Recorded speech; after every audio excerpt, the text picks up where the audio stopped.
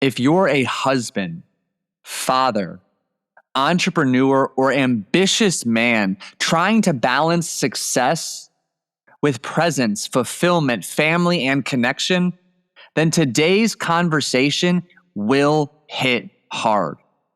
In today's episode, I have the opportunity to sit down with Steve Eckert, a former and retired Marine, seven-figure entrepreneur, father, husband, founder of the Freak Father Alliance, to unpack the hidden emotional cost that many men pay in the pursuit of success.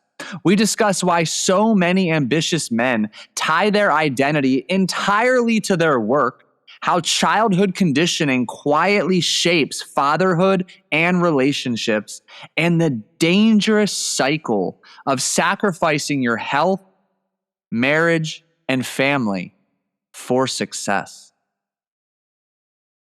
If you've ever wondered why success still feels empty, disconnected, or emotionally exhausting, this episode will challenge the way you think about work, fatherhood, leadership, and fulfillment. Now, I've had the privilege of crossing paths with Steve almost 6 years ago. And if you want a little treat, I dropped a link in the show notes below where you can see how, the context I first interacted with Steve. It was during a 75-hour crucible-like experience known as the Modern Day Night Project. You're going to want to check it out. There's a video in the show notes below. But I want to share a little bit more about Steve. He's a United States Marine, entrepreneur, peak performance coach, husband, father, best known for founding the Freak Father Alliance and Operate to Dominate peak performance coaching. Steve's work blends military discipline, fitness, masculinity, leadership, fatherhood, and mindset coaching into a hard-hitting philosophy centered around personal responsibility, standards, and identity transformation. Steve is a phenomenal follow on Instagram at steve.eckert1, also in the show notes below. I know I say this often. I warn you to buckle up. But this episode may hit you square in the mouth harder than any other raw conversation has in the 160 plus episodes on this podcast. So again, buckle up, have something ready to take notes with, and let's dive in. Steve, you work with fathers, entrepreneurs, high performers every single day.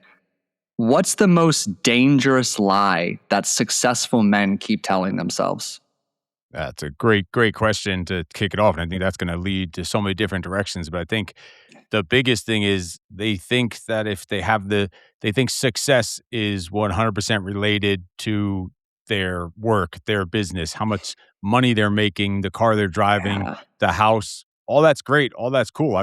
Trust me, I want to make a shitload of money also. But if that's if you have to neglect the other areas of life for that, then that to me, that's not successful. That's actually very poor and broke just because you have the money. So they will neglect the other areas of life for that because, all right, I'm the provider. I'm giving them a good life, maybe a couple of vacations a year. We have a house. We have whatever all of our needs are met. But you know what? That's the price of admission as a man. So that's a given. Like that already is expected of you. So that alone is not going to cut it. It's going to require a lot more than just that in all the other areas of life.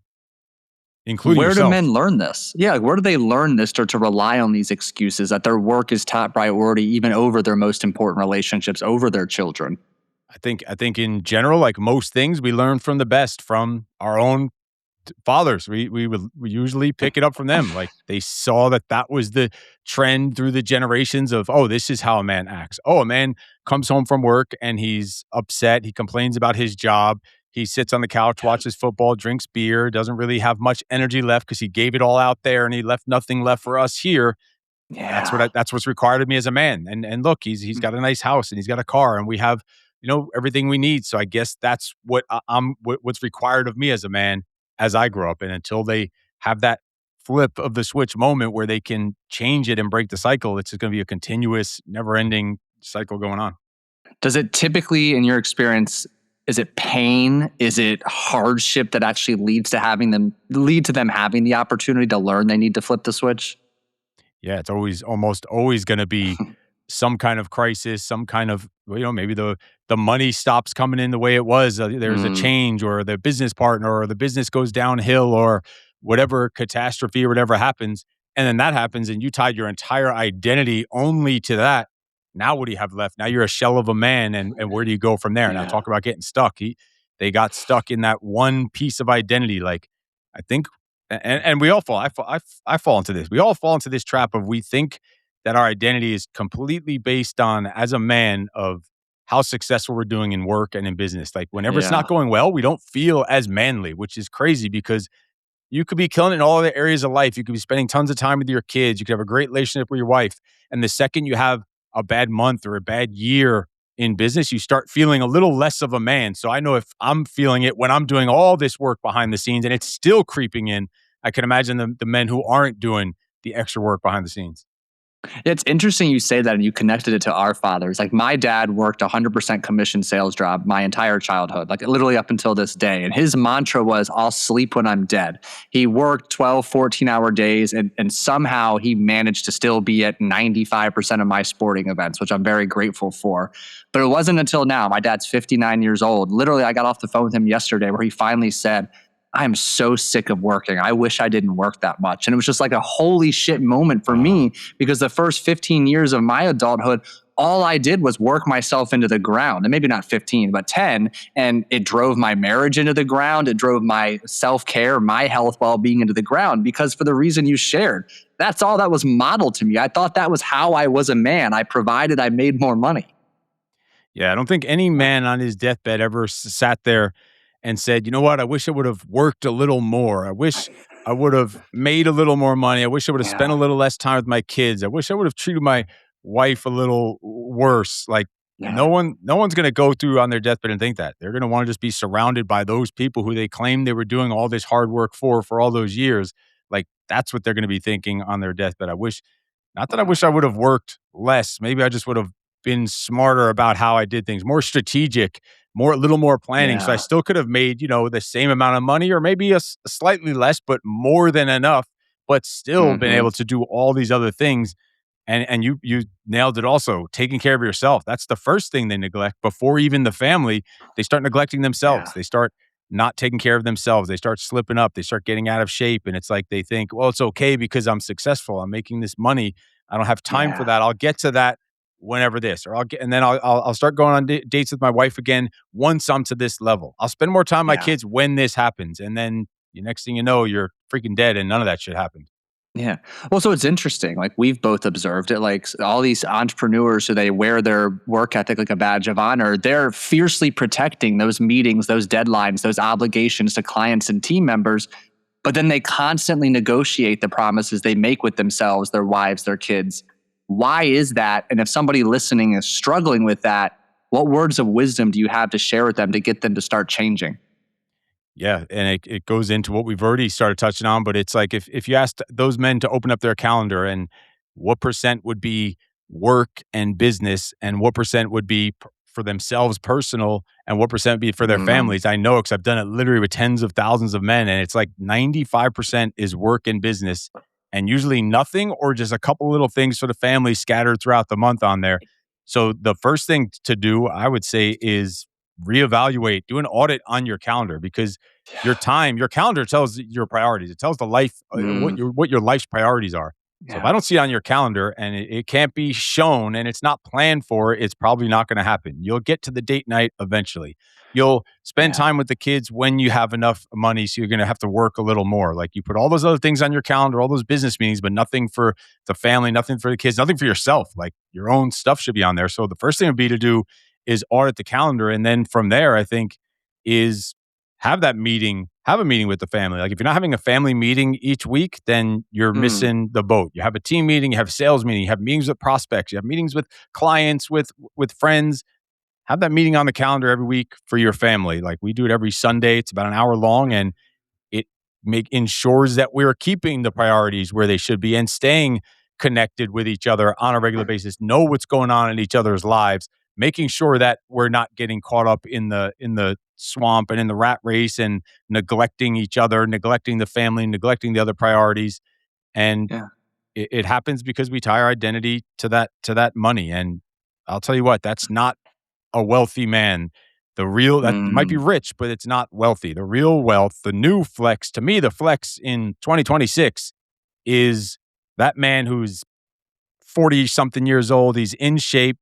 He's having dinner with his family 7 nights a week. He's going to the gym every day with his family while yeah. he's still making a shit ton of money. Maybe not as much as he'd Mm, make if he neglected all those things, but still being able to provide memorable experiences, family, still being able to give back and donate and help out people when they need help. Like that's also the purpose of wanting to make more, not just about yeah. yourself and your own little toys. Like, and I think that's really the place to start. Tell us more because I've talked a good amount about like the importance of your marriage. You know, that person who's in your corner, your biggest supporter, and having weekly, regular meetings with him or her, having that consistent communication. How did you begin looping your children in? Tell us a little bit more about the dynamic of that aspect of that weekly family meeting. Yeah, they were still very young when we started family meetings, but we just Mm, did it and they were there. Were they fully attentive in the very beginning when they were young? Maybe not, but they'd see, oh, every Sunday, this is what the family does. They sit mm, down at a table, they have their notebooks out, sometimes their computers and their schedules open, and they talk. They talk about each other's lives. They're interested in each other's lives. They're helping each other out with what's going on. mm, They're giving ideas. They're resolving problems and issues and debates sometimes and coming up with plans, coming up with fun and cool and exciting things to do. So they just see that this is what is normal. They also see mm, eating dinner together every night is normal. When I was a kid, it was the exact opposite. Like, so we thought that yeah, that was normal. So it's really just showing them that, and eventually it just becomes when they're old enough to like, oh, Sunday means we sit at the table and we have this meeting and we plan for stuff and we try to make it fun and we talk shit and we make it our own way. It's not like yeah, all just straightforward and serious. We're joking around, screwing around, cracking jokes, and making it entertaining for everyone. So it's not just like such a serious discipline thing. So making yeah, it fun also is one way, not making it so serious, getting everyone involved and we have the kids each week. A different one of them runs the meeting now. Like one of them is in charge of me. uh, They call on who's next. They're in charge. They're the leader of the group, and we've been doing it that way for years. While I they're know. the ones that are kind of running the meetings. And your son's 14 now. How old's your daughter? Yeah, she's 12. She's 12. Yeah, just for perspective for everybody Yeah, listening, I think that's phenomenal. Like my son is 18 months, and you know I can't wait to get him involved in something like that. I mean, I think it's so valuable, and the life skills it teaches that are going to serve them well the rest of their lives is just indescribable. yeah, and so I, that's the weekly family meeting, and then on top of that, that's the planning and of the week and the schedule and a little. But then we also have one-on-one. I have one-on-one meetings with my son each week, and that's on the calendar. We do that okay. every week. I have a one-on-one meeting with my daughter every week, and then a meeting with just me and both of the kids. So every one of those Hmm. different meetings has a different dynamic to it. And then my wife does the same thing. She has one-on-one with each kid, and then she has a meeting with just her and the two kids. So at the same time, it gives me some time to focus on my own stuff and have that alone time and the same way, but it's all Ah, different dynamics. And we're making sure that we're connecting in all different ways and not just checking boxes. It's all very intentional and ah, personal and transformational. And really, it's just about connecting the family together because we think that it's all tied to success and business. And yes, again, we need that. But when things go wrong in business or things go wrong in someone's health or whatever, any issues come up, it's going to come back down to, all right, who's in your corner? Who's on your team? yeah. How connected are you? And when you are, then you'll get through anything. You'll get through having to move, having to start a new business or a business fails or whatever happens. It doesn't really matter because you have that core. So you're not even affected by the external things going around you, no matter how bad they might seem. Like you're able to handle it. Mm. When you have your one-on-one time with individually with your son, with your daughter, give us a little more clarity. Is this like daddy daughter date night, or is it we're sitting down and we're I'm just listening to what's going on in her world, what she needs? Give us maybe a little more inside look on what that time spent together looks like. Yeah, great question. And it's separate. There's both of those. So we have the one Mm, that's on the calendar every week, and they're also homeschooled. So you can call it's not really homeschooling, but we sit there and we go over whatever goals we set the last week. We go mhm, whatever my daughter might need help with that week, either personally or with the work she's working on or whatever I can help her with. We both show up with different questions, different things we want to talk about, different things maybe she wants to learn or questions I might have for her, and we review the goals from the previous week, and we're just hanging out, talking shit, having fun. And so you Yeah. can call it a professional meeting if it's that, because it's more like on that side of things. But then Yeah. we'll also have one-on-one time with just me and her, where we'll just do a workout together, or we'll go out somewhere together. So it's the same. We'll Mm. have then personal one-on-one time. So we'll have professional one-on time. If you want to call it professional, it's not necessarily, but the kids do help us in the businesses, so it really is professional meetings. But then we'll also have one-on-one personal time. So it's all very different dynamics with when you, and then of course the whole family gets together and does stuff as well. Same thing. You could call the weekly meeting a personal meeting or professional meeting, and then we do have times obviously where everyone's together for personal time. So yeah, it's both dynamics, but it's really just what do they need help with? How can we make the best use of our time with just the two of us, where it's not Mm. interrupted by her brother. It's not her mother's perspective, just her father. So it's a whole different thing. Like she'll come in and crack jokes about her meetings with her mother and what they go over. And she'll talk like if that's what she needs to get out, because you need that. She needs that different perspective. So Yeah. yeah, it's a whole different world when you get them one on one, because it's a different type of connection, and it's all different energy goes into each of those meetings when depending on if both kids are there, one his kid is there, the whole family's there. So yeah, it's really cool. Yeah, I mean, it sounds like it's a well-oiled machine at this point, but take us back. Maybe back before you had kids, maybe even your upbringing. Like this might have been the vision you wanted at some point. Like take us through the journey to get to where that family dynamic and all of those relational systems are now. How did you get here? Yeah, I think when you have a screwed up childhood, let's say, you have to make a decision. Are you gonna take all the stuff that you saw and experienced and continue go use that and say, "Oh, that's how you do it," or do you make the decision? Usually, in your head, you know what? That's not the way to do it. That's not the way I want it, and you have to make a decision to do it the other way. And the other way probably is a lot harder. It's an uphill battle because you don't really know it. You just got the Yeah. blueprint of what not to do. So now you have to go figure shit out on your own, and that's a little harder, and you have to be a little more stubborn to do that. So really, it came down to that, like seeing what my childhood was like and saying, all right, once my son was born, it's like, oh shit, it's not just about me anymore. So Yeah. it's now I'm responsible now not for growing another man in this world differently than I was brought up, because I know the way that I was brought up was not the way you should be brought up. No matter whether you do anything about it, if it was a good childhood or a bad childhood technically, and you make that decision to do something about it. And that's really what it came down to. Once my son was born, realizing, all right, this is now when it's getting real. Because even up until that point, yeah, I was already running a gym and doing stuff and a business, and but the once my son was born, it's like, all right, now it's time to really break the cycle and do things a little Mm. differently. Because when I was a kid, I lived in my house till I left the Marine Corps at 19 years old, and never had an actual real single conversation with my father, living in a house together for 19 years. Like never a real meaningful conversation ever, like nothing. Never had a Mm. single family vacation, never had a trip anywhere, never was outside of New York, New Jersey area until I left for the Marine Corps at 19. So never taught me anything, never had a catch with me, never did nothing, zero. So Oh. I know as a kid, you like know something is missing. So it's like you make the decision. All right, I'm now gonna just be everything I needed as a kid. And I'm going to provide that first start with my family, and then the rest of the world, help other men and other people do the same thing. Cause Yeah. that's not the way the world is supposed to go. Yeah. I often say that my son is my best teacher. He's taught me so much about myself in an already short amount of time. When your son was born, what is something that he quickly taught you about yourself? Yeah. It's such a great point that I answer that all the time when people ask about, well, you coach all these people, who coaches you? And of course, I've had tons of coaches and mentors like actually out there, but I say my number one coach my first coach was having a shitty childhood. That was my first coach. That was my college Mm. degree. But my real like master's degree came in these two. Like my kids are my coaches. I'm coached Wow. by them every single day. And the main thing that they show me is when something goes wrong or something doesn't go your way, we want to, even as men, we want to complain. We want to blame other people. It's realizing that they're watching how I'm going to respond to this situation, and it's up to me to show them this is how a man reacts under the worst situations, the worst scenarios. whether it's personal or professional or whatever it Yeah. is.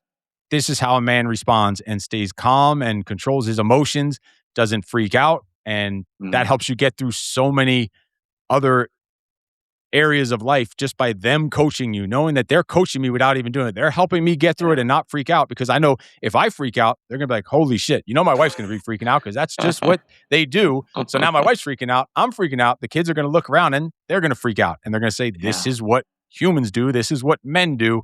They freak out and crumble under the pressure. So that's like the number one way is like knowing those Mm, eyeballs are on me when shit is going bad, when shit's not going my way, when we're something goes wrong, like I know that when catastrophe happens or an accident or it's not good time in business, I know that all eyeballs are going to zoom right onto me. mhm. How is he going to respond? And couldn't get any better coaching than that. And it helps you navigate your way through so many of these different areas using more emotional intelligence and not just freaking out and not panicking Yeah. and getting overly emotional, having that emotional intelligence. So take us back then. I'm curious to get a bit more vulnerable. Like during a time when your kids were young, you had no blueprint for fatherhood. You're figuring it out. You know your childhood was the antithesis of the childhood you wanted to provide for your children. What was a time where you felt just fuck, I am stuck. I don't have it figured out. I'm struggling. And then how did you get unstuck and right the ship? Yeah, so many different things along the way that when you talk about getting unstuck that we can go into. But the first thing was there was a time when I was still back in New York running gyms and my son was just born. So he was just a couple of weeks or a couple months old, somewhere around there. And I was working 7 days a week in the gym all the time because my wife was home with him. So I was running the show, doing everything, cleaning the toilet bowls, doing all the personal training clients, all the classes, all the sales, marketing, everything 7 days a week from like 4 in the morning till 8, 9, 10, 11 at night, and zero sleep for a while. And one day I came home and it was on a Sunday. And usually when I would get home, he'd be asleep already. So I'd see him maybe just for a few minutes a day. And he was awake. And my Mm, wife is like, here, he's awake. So you get to spend some time with him. She gives it to me. She's like, oh my God, let me take a picture. And I'm gonna tell Tyson when he's older how hard you worked for our family to make it for our family. And although we had that picture and it's right on our kitchen sink out there, mm, I kept that picture as a reminder. She thought it was like this great kind of emotional moment. Like, oh, look, you get to spend time with the son and he's going to know how hard you work. To me, it was like, yeah, holy shit. I barely get to see my son and he's just born. When a kid grows up, all he knows is that daddy wasn't home. He doesn't care if daddy was out drinking and gambling like my father was, yeah, or daddy's out building the empire. All he knows is daddy's not there. Maybe he didn't come to my baseball game. He's not doing any boxing with me or whatever. And I have to figure it out myself. And I'm just here with my mother. And so that was like the mhm, first real, like, holy shit moment, like breakthrough moment of my life where it's like, all right, now I really have to step up my own discipline and my own leadership and business building and delegation and all those things and communication because I'm not going to be that same neglectful father. A father that's not there, a yeah, father that's not present is just not present. Those kids don't know the difference and don't really care why. By the time they're mm, old enough to understand, shit, the damage has already been done. And now you have to undo all this years of fucking things up and the damage that you caused. So it was like right from that moment, I said, you know what? I got to do things a little bit differently because I'm becoming the yeah, same type of family setup as my house was. It's yeah. technically for good reasons, but it's still the same thing. The father's not home, he's gone.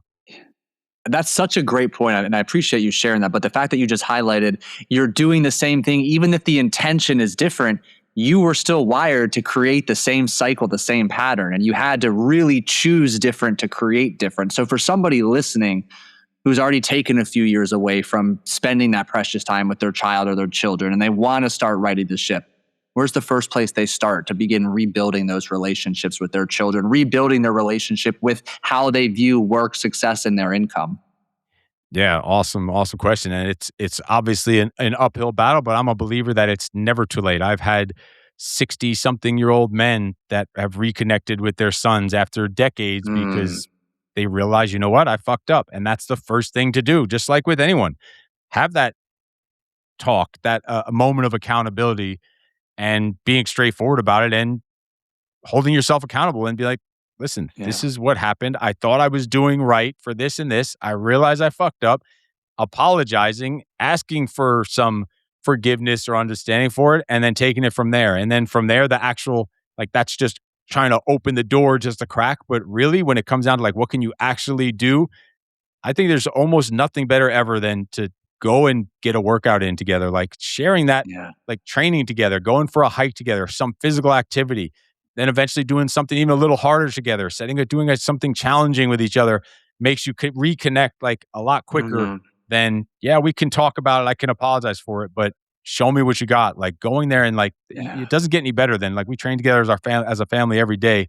And that's the answer to so many things because you're getting so much. It's like a force multiplier of your time. You're getting healthier, you're getting stronger, Mm. you're connecting, you're challenging each other, you're holding each other accountable, you're supporting each other, spotting each other, helping each other through injuries. There's so much going on. And a lot of times we're outdoors, inviting friends to come and do it with us. And now you're socially connecting, making it competitive, pushing and pressuring each other, having fun with it. Like is Yeah. such a force multiplier when you can do that. And you're just getting better in general and healthier and more disciplined and consistency, all those things piled up into a ball.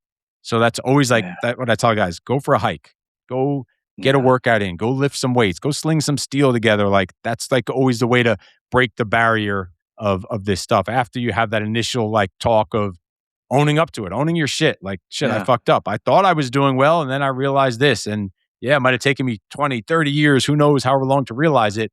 But I don't think it's ever too late to do that. Yeah, I love that you shared that. I appreciate it. It brought back some fond memories of that infamous 3 mile hike carrying who knows how many pounds of weight. It was probably 6 years ago at that point, believe it or not. Holy crap. Wow. I know. And for those of you listening, I'm talking about what was formerly called the Modern Day Night Project, where I had the pleasure of first meeting Steve without this nice guy persona, to say the least. But very grateful our paths crossed. But you said something interesting a couple minutes ago, Steve. Like you need to be prepared when shit hits the fan to have the resiliency, the emotional intelligence to respond, not emotionally react, because your children are always watching, and you've demonstrated so well that fitness is a gateway, a catalyst for mental toughness.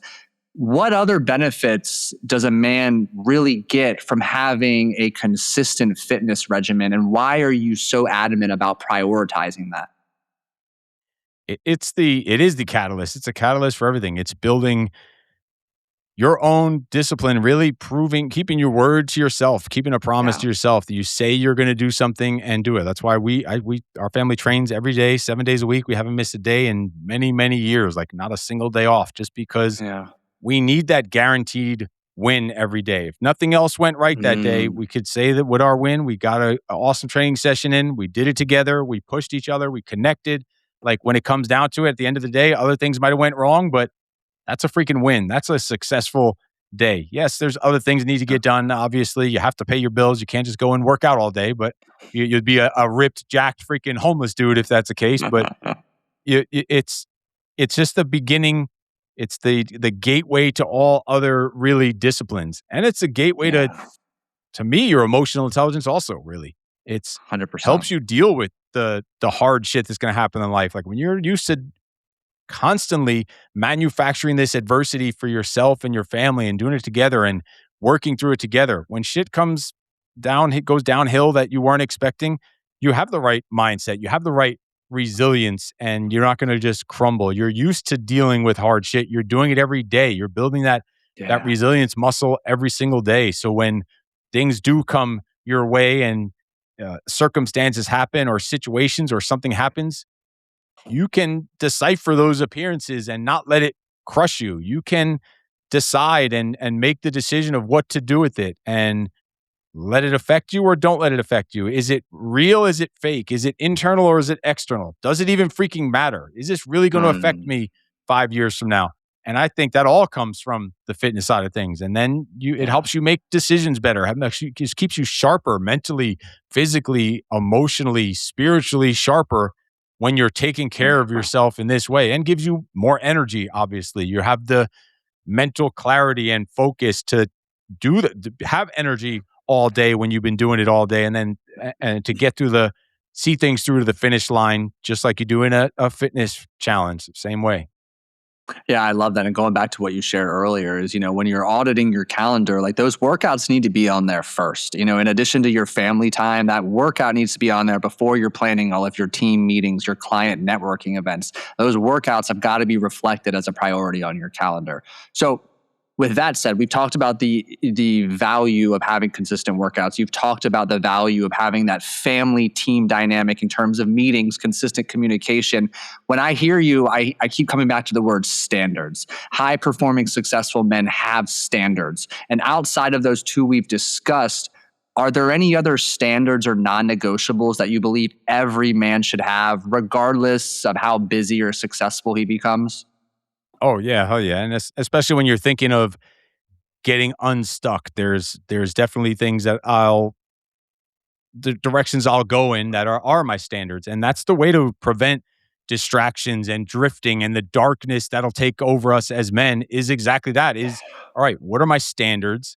And then having a strategy and some structure built off of those standards. So really standards, a strategy to break it down. All right, what's the game plan and structure? How do I actually put it into the calendar? How do I make all the pieces fit so I'm not neglecting anything? And it's all falling under the umbrella of those standards and your values as a man. And the standards, of course, the training, the family time, the family meetings, like that is there. But we also need time to ourselves. Like if I'm stuck, if I'm getting stuck or feeling stuck or whatever, and that's one of the a lot of times the first thing I'll do is get that time to myself.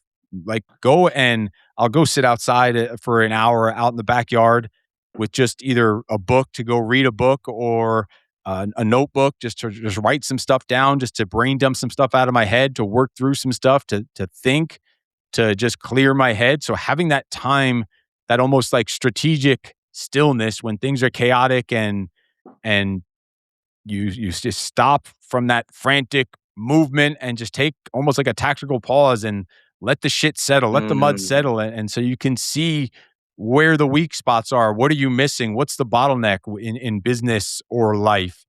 And having that, we don't. I think a lot of men don't have that time to themselves, and I give myself 60 minutes in the morning for my morning routine, so I could take time on it. You don't mm, really need that much time. Most people don't, but I really want to make sure my day is locked in and I'm ready for it to deal with whatever comes my way.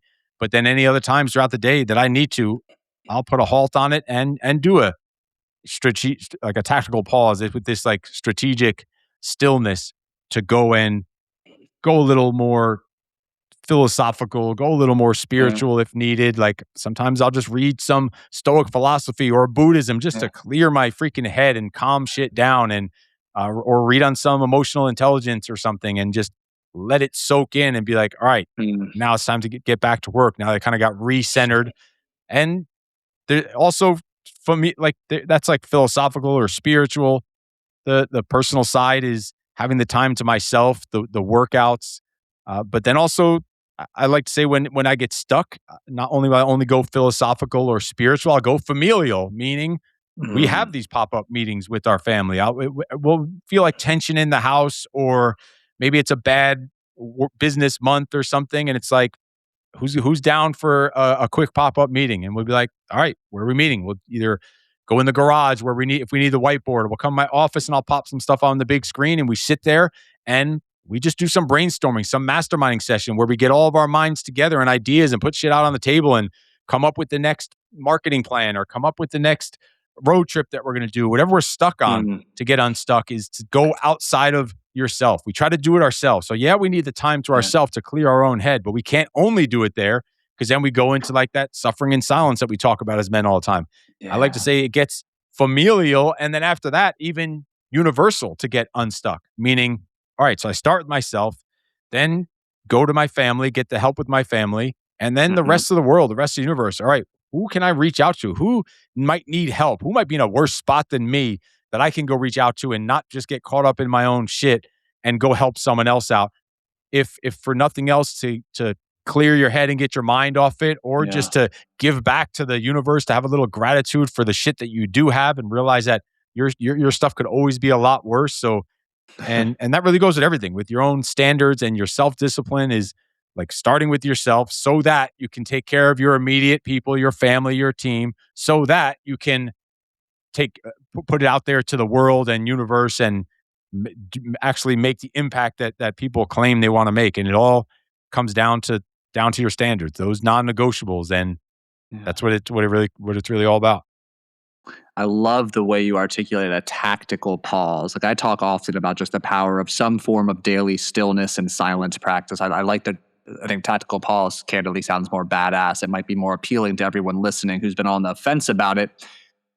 You talked about how precious and protective you are of your morning routine. Tell us a little bit more. How do you spend those 60 minutes to lock in and set the tone for the day? Yeah, so right off the bat, it's meditation. It might be guided, it might be unguided, it might be on an app, might be from some YouTube meditation or just nothing, just silence, but something just 10 minutes, clear my head. Then it goes right into my journaling, my book, and I'm going it right. I starting right off the bat every morning with gratitude, and I'm writing out everything that pops in my head for that I'm grateful for that day. Then I'm going into the victories for the day. Where are my wins from the day before, so I can ride Mm, that momentum and not just wake up. We wake up as men, and literally the first thing we sit on the edge of the bed. If we the alarm goes off, you turn it off, you lay there. The snooze goes off, you hit it again. You sit on the edge of the bed, and they sit there, and we're just like they're in general. They're like, you know what, just like, oh, fuck, another day. Fuck my life. I got to do this. I got this meeting. I got this person, this yeah. client, whatever. Instead of just waking up and telling yourself, you know what, today's going to be fucking awesome. And that's how you're starting your day. So going into the gratitude, going into the victories, going into how did I work on myself? How did I improve myself yesterday? So starting off with the momentum right off the bat with that positivity, it's hard to have a bad day the rest of the day. But then I'll go into, all right, what were my lessons learned yesterday? What can I improve on? What could I have done better yesterday? And so diving Mm, into that. So I can, all right, here's what went well. Here's how I can make today even better. Then I'm going mhm, into my top priorities for the day. What are the things I need to work on that day? I'll do some daily reading. Let's call it like a daily reader, like mhm. either Stoic philosophy or if you're into the Bible, reading some of the Bible, just some points to get your mind in the right frame for the day, to get focused Yeah. for the day in a positive mindset. So I'll do a little motivational, if you want to call it, daily reading. Then I'll go and reach out. I'll send out some text messages. I'll send my wife a message. I'll send a message into my group chat with the family. I'll send messages out to some clients, just check-ins or gratitude or just a tip or something, a daily tip of the day. Mm, Just getting a message out there, like realizing, all right, I started with myself, take care of my own stuff. All right, here's what else I need to get done for the day. Here's the top priorities. Here's what the day is going to look like. Here's the energy I'm going to need to bring throughout the day. Here's how I'm going to have to show mm, up. This is who I need to be for what different parts of the day. Where do I need to bring the fire on different times of the day? Planning that out, reframing the whole schedule, and then putting it out there, reaching out there, getting the message out there yeah, to other people. And it's pretty hard to have a bad day when you're getting control of your day from the beginning, just grabbing it by the horns, and you're yeah. starting with that positivity and mindset. It's hard to have a bad day from there. Do you plan your day out? Like, for example, hour by hour, do you know how you're going to spend each block of time until you go to sleep? Or do you just more have an idea of what the priorities are and trust yourself to adapt accordingly? Yeah, it's all planned ahead of time, and it's all planned perfectly. Color coded on the calendar, and that gets done on Okay. Sundays, on a Sunday kind of weekly planning session before we have our family meeting. But then each morning it's reviewing that. All right, what needs to be moved around, what needs to be tweaked, checking the checklist. All right, what might have popped up that is a higher priority than what I originally had planned. Is it worth moving this for that? So yeah, that's part of Mm, that. That's more like the kind of start of workday routine. After the morning routine is like, all right, now I need to get ready for the workday. What's the strategy for the day? But yeah, it's planned ahead of time. But even though it's planned ahead of time and it's all color coded, and some things on the calendar have been recurring for probably a decade now because that's what gets done every Thursday at this time is this workout, is this date night, is this mm, morning routine. But there's never been a day that it works out perfectly that we want. We think we want it. We do all the right things, but there's always things you're going to have to change. You're always going to have to be yeah, flexible and modify and reprioritize and switch it up on the fly. But yeah, it is structured daily time blocking on the calendar. Like yeah, everything's on the calendar. Even though I train every day, it's on the calendar. I do my morning routine every day. It's still on the calendar. It's yeah. everything is accounted for. All the meetings with the family, all that stuff's on the calendar. And then I could fill in the rest of the things around those non-negotiables because I know that they're covered. I don't have to feel Yep. guilty then about putting other things in there because I know all these different areas are covered throughout the week. And for those of you listening, like this just really echoes some key patterns of incredibly successful individuals like Steve. They're prioritizing, they're reflecting. Like I love how you articulated the power of slowing down, stillness, reflection, leveraging your journal on a frequent basis. And then you're structured, you're taking the time to plan out your week, plan out your day. I mean, I'm the same way. I'm glued to my Google Calendar, but there's always room for flexibility. And the only difference I take in my approach is I plan tomorrow the night before. So I'll go through, I've got this, Phoenix planner journal. I'll plan out hour by hour how I'm spending the day the night before. So just like you, I can wake up, hit the ground running. And then if I need to call it audible, I'm happy to do that because I already know what a priority is for the week. I was wondering, I don't know if it's the same name. It's actually the exact same one that I use, the Phoenix Journal. Oh, that's hysterical. Yeah. I love that. So I want to shift gears a bit here. You've been married how long? Oh, shoot. Hopefully my wife isn't paying attention to this part. It's like 15, and my son's 14. We got married right when he was like 1, so like 4, yeah, almost 14 years now. So we'll call it 14 years. You've evolved and grown and changed tremendously during that time. So has your wife. You've been through many seasons individually and collectively during that time. What have you learned to be a priority in just keeping such a strong closeness, connection, and unconditional level of love and support between you and your wife? Yeah, and and it is all there, but I'll tell you, even you fuck that up even because you get caught up in this, you get caught up in that, and then you realize, wait a minute, we missed a date night. Maybe you're not giving as much Mm, attention. And I've had to have my wife tell me, "Hey, dummy, just because we're trying to build a business, or like my son is in fight camp, it can't be only about that. Don't forget about me over here." Like sometimes I had to have those wake up calls, those aha moments, like, "Oh shit, I need to get recalibrated." But it's about really that is the priority over everything. Like, we have even a family mm, document about my son's training, and the very top part of it is, and he has to review it every freaking week, is it says the family is coming first over all your training, over all any success you wanna have. If it interferes with the way you operate within the family, all this additional training and all this other stuff for his, like, fight camp stuff goes away. So if you start having an mm, attitude about stuff and thinking that your training is a priority, it is not, the family is. So they realize that, all right, the family over all else. Then they see how I operate with my wife. Yeah, we joke around, we talk shit, we're sarcastic, but they see, all right, this is how a man should act with his family. This is how a man should act with his yeah, wife, that it putting this stuff over everything else, even money, because the money's going to come and go, even over the fight camps, because that's not the top priority.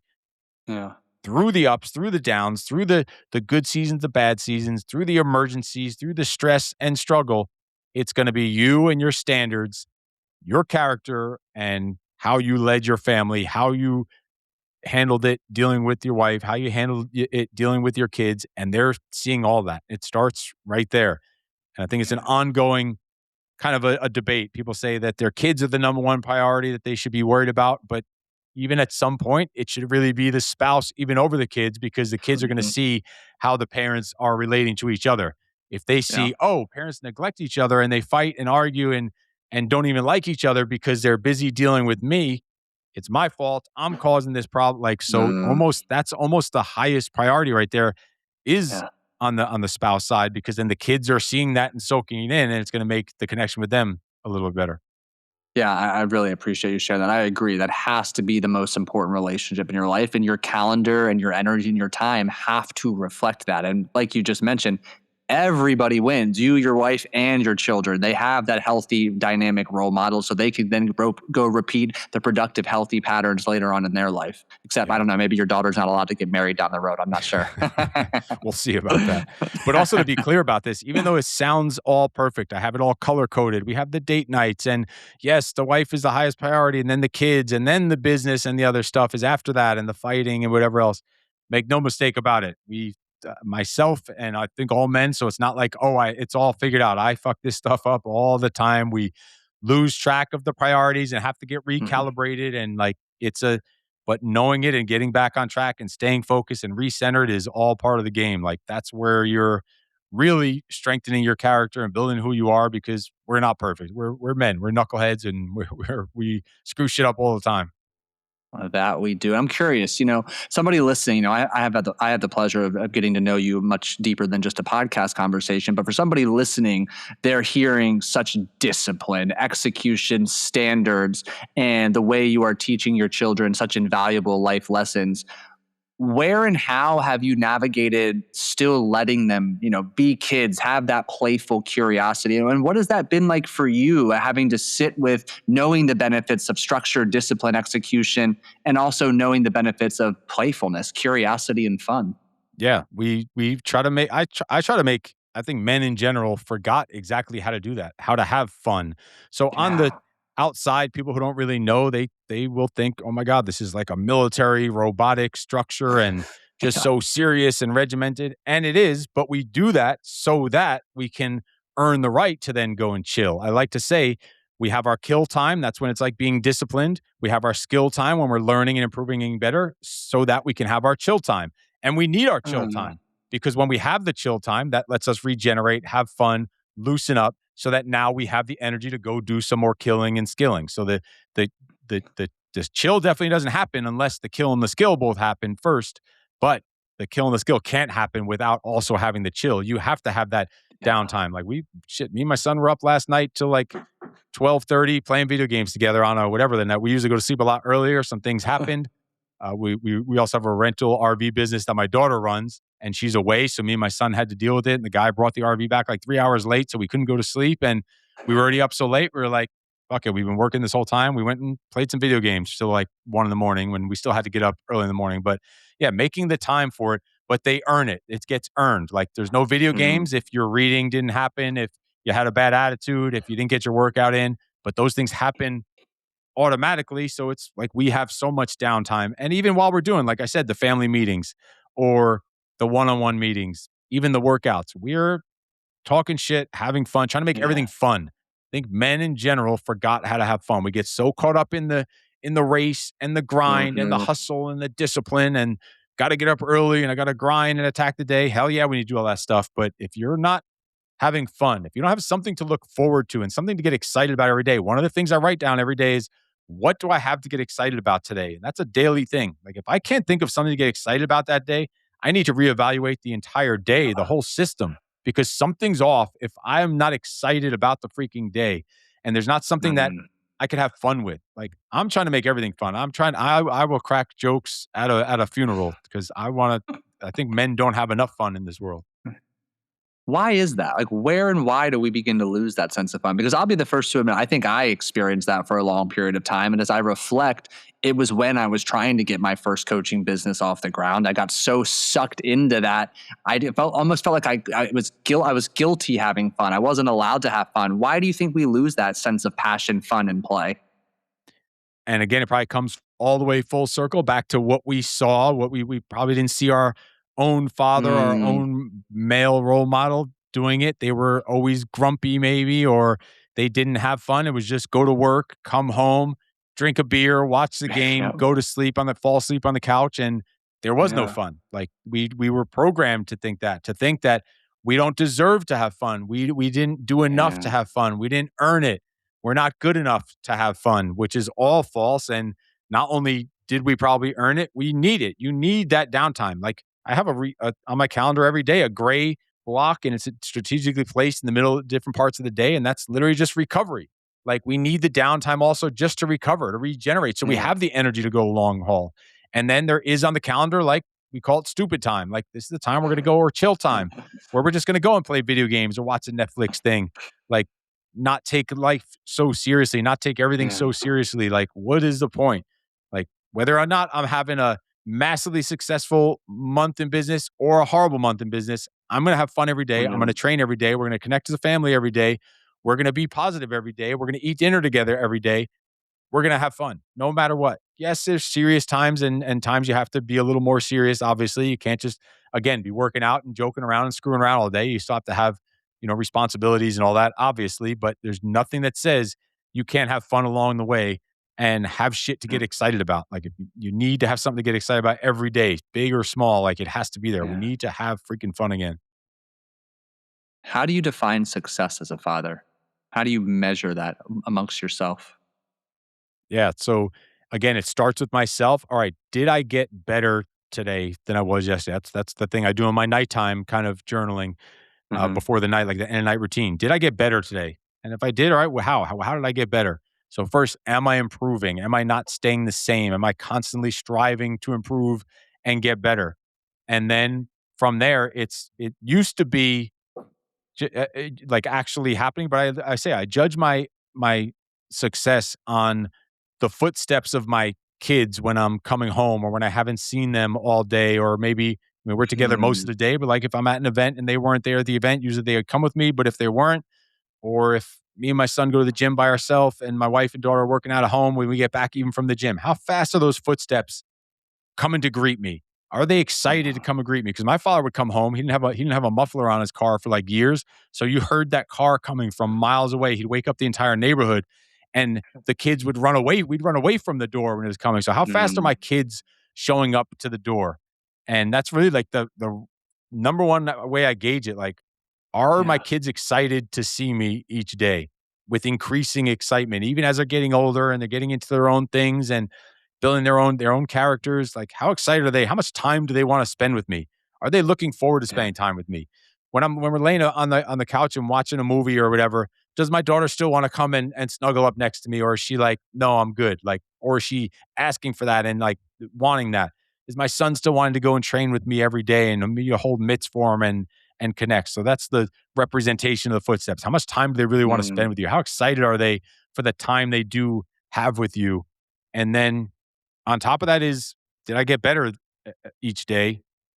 And yeah. then really like, you should be embarrassed of your previous self if you're getting better every day. Like your yourself from a year Mm, ago, you should almost be embarrassed of the way you thought, the way you operated, the output that you had then 10 years ago, 15 years ago, the way you should be completely embarrassed of that version of yourself because you're constantly growing and like the conversation you have, the thoughts you have, the way that you work, the things that you work on, the capacity that you work at, the frequency that you work at. You should be embarrassed of those previous versions of yourself. So it's really, yeah. did I get better today? Am I kind of embarrassed of those previous versions? Did I improve?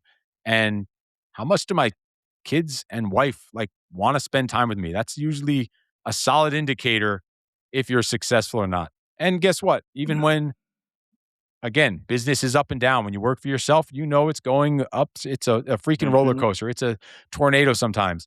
During those down times, noticing the impact of, all right, when things were good, my kids, all right, they want to spend time with me. When things are bad, are they avoiding me? That probably means I'm letting those bad times affect me. So if they're not avoiding me, shit, that's as successful as it gets. You could have a worse Yes. business month. My kids still want to spend time with me. That means I'm holding the line, not breaking my character, not losing control of my emotions, and showing them how a man reacts to this. And that to me is success. Damn, that was really good. I appreciate you sharing that. So let me get you out of here on this. If a man listening right now is really just resonated with all you shared, they are suffering in silence. They are emotionally disconnected. They are quietly stuck. What is the honest message they need to hear? I think the first thing they need to probably do, like if one thing, and this is an actual tactical thing they can do, is have an end of workday routine. We do our morning Hmm. routine sometimes and maybe don't take it serious enough and don't get the most out of it. Great. We might have a nighttime routine. All right. We get our workout clothes ready for the morning. We write down our stuff for the next day. I think most men, what they don't have, if one thing they could take away and one thing they could do and can start implementing today, right now, is have an end of workday routine. I call it a EWD, and it's literally like everything else on my calendar in a 30-minute time block. And Hmm. it's basically saying, I'm transitioning from professional world to personal. Just like in the morning, you have your morning routine and then you have to go to work. That's your personal time going into professional. Now you're in that professional mode all day. It's serious, it's stressful. There's wins, there's losses, there's ups and Yeah. downs, there's employees, there's business partners, there's people screwing you over, there's losing money, whatever.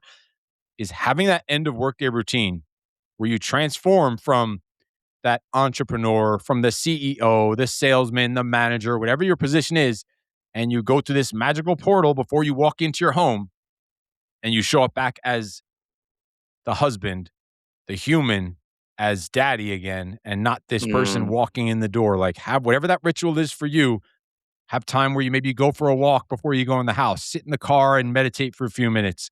Clear your head. You have to do a quick little workout, whatever that routine or ritual needs to be for you. Like for me, I have a home office. So this is my office right here. Before the day is over, I'll close the blinds. This is usually open. It just gives a glare on video here. So I'll close the blinds. I'll shut down the computer, literally hit shut down on the computer. I'll turn the lights off. I'll go have another chair over here. I call my thinking corner. I'll go sit there for 5-10 minutes, do a little more of like that daily motivational reading to clear my head, some philosophy or religion or Buddhism or something just to recenter myself, clear my head. I'll take a quick look at what I accomplished that day. What were the wins I had that day? Take a quick look at what I need to deal with tomorrow. I'll scan all my emails, all my text messages, make sure I didn't leave anything undone, close all the loops for the day, go sit in that thinking corner, clear my head for a few minutes, and walk out the door no longer as the salesman or the CEO or whatever your position is, and going back to just human Mm, and daddy. So that end of workday routine, because what we do is we bring that toxic energy into the yeah. home, and then we wonder why shit is not going our way. Why are we arguing with our wife? Why are the kids not complying with our requests, and they're resilient and they're fighting back? It's because we're bringing this nasty energy into the Yeah. house and it's spreading into our home. Like your home should be a place of fun, of freedom, of connection, of peace. And if you're bringing Mm. anything other than that into the home, you're a cancer to your own house. You're spreading poison there. So an end of workday routine, like keep that trash outside of your fucking home. That's gold. And I love how you have the relatability of you work from home. So everyone listening who was quick to go to the excuse, I work from home. I mean, Steve just blatantly called you out. Bullshit. He does it. He works from home. I'm the same way. Just like you, it's on my calendar. Mine's not, I think your EDW, mine's PTT, plan tomorrow today. So just like you mentioned, I'm clear on what tomorrow brings. I close all loops. I love how you phrase that. Then I'm unbothered. I'm free. I'm unaffected for the next few hours. And like you, I sit on I have like a meditation cushion, but it's a different chair than my work chair to already Yep. get some separation. I do 5 minutes of deep breathing. And I also ask myself this simple question: how do I want to show up as a dad today?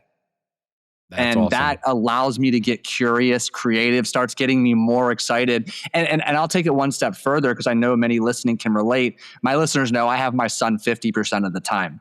So when I do have him, there's an extra level of presence and just cherishing those moments. So I have to really push myself to maximize that transition routine from work time to dad time. And it's really helpful on the days that I'm picking him up or he's being dropped off too, those few minutes before, just getting my mental psyche ready, getting myself emotionally regulated and on board to step into dad mode, because my time is a bit more limited than usual. How can I make sure that he feels and knows unconditionally how loved he is? Hell yeah, that's awesome. And it's like you stepping out of that door needs to be like a magical portal. Like, what energy Yeah. do I need to bring into this into this room and relationship with my son, especially if you're only having him half the time? Like, that's gold right there. That's powerful. Yeah. Steve, this was absolutely incredible. Tell our listeners where they can go to connect with you, follow you, and learn more about working directly with you. Yeah, always Instagram is always the easiest way. Just look for the ugly, skinny, bald white guy running around screaming and cursing. You'll find me there. But it's Steve.Eckert1 is on the Instagram is always the easiest way to connect. Yeah, and I'll put all that in the show notes below for this episode. Steve, thank you so much for your time, man. I really appreciate you. Awesome talking to you, brother. We could do this all day. I love this shit. So thanks for having me on. It was awesome, awesome conversation. You bet. I don't know about you, but I found immense value in that conversation. I found myself taking notes, ample notes, as I was listening to what Steve shared, his frameworks, his wisdom, his insights, his learning lessons, because I've struggled. As a single dad to an 18-month-old boy, I've had no shortage of struggles, challenges, but I know my son is always watching. And I know that if you related to what Steve and I discussed, you know your child or children are always watching, and you want nothing but the best for him or her. And that starts with being the best you. Go connect with Steve. I can't encourage you enough that if what he shared resonated, go investigate, go inquire about working with him. He's a phenomenal coach, a phenomenal husband, father, and somehow an even better human being.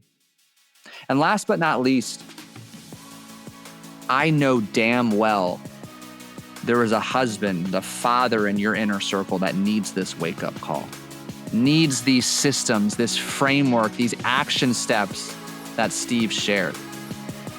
Go share this episode with him. He needs it. And thank you so much for listening. Make today great, and I'll catch you in the next episode.